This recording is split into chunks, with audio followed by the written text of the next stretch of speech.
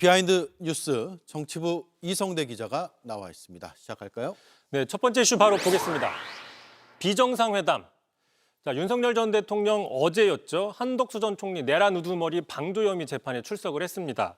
자, 앞서서 계엄 직후였습니다. 한덕수 전 총리에게 당분간 내가 가야 되는 행사를 좀 대신 가라라고 했다라는 발언이 나왔었죠.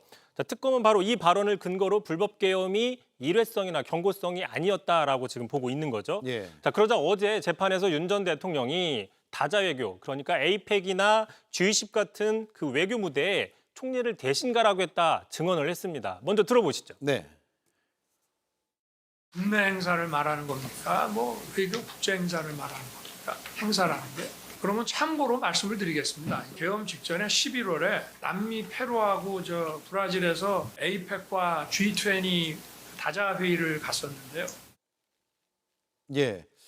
그러니까 1년 전 이맘때 행사 갔다 오고 나서 본인이 가야 할 행사에 앞으로는 총리가 대신 가라라는 취지의 발언한 것은 맞다.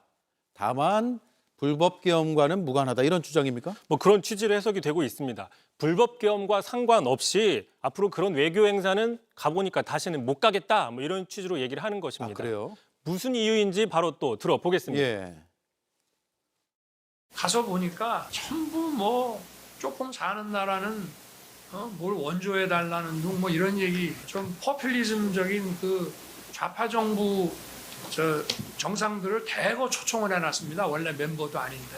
요 다음에는 총리님 보고 이런 데를 좀 가시라 하고 나는 좀 중요한 외교에 집중해야 되겠다는 생각을 했기 때문에 그런 말을 했을 수 있습니다. 자, 정리하면 좌파나 포퓰리즘 국가 정상들을 만나기 싫어서 앞으로 총리 보고 대신 가라고 했다라는 주장인 셈이죠. 예. 자, 그런데 대통령이 대한민국의 국익을 지키기 위해서 외교를 해야지 상대방 국가의 좌파인지 아닌지 이념 성향을 따져서 외교를 하는 것은 상당히 황당한 주장이다라는 비판이 나오는 겁니다. 예.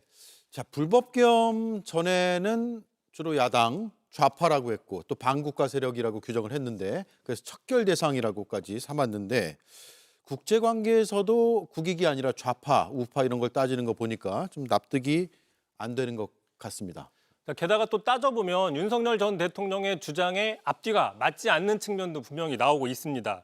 윤 전 대통령의 주장대로 G20 정식 멤버가 아님에도 지난해 초청을 받았던 좌파 국가를 좀 찾아봤더니 콜롬비아와 남미의 대표적인 좌파 국가 콜롬비아와 칠레가 있었습니다. 네.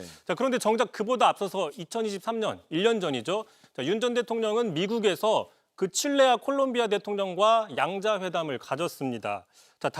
다시 얘기하면 남미의 대표적인 좌파 국가들과 적극적인 외교를 펼쳐놓고 1년 뒤에 갑자기 불법 계엄 직전에 앞으로 좌파 국가들 정상들은 좀 만나는 게 꺼려진다. 180도 돌변했다. 좀 설명이 안 되는 지점입니다. 예.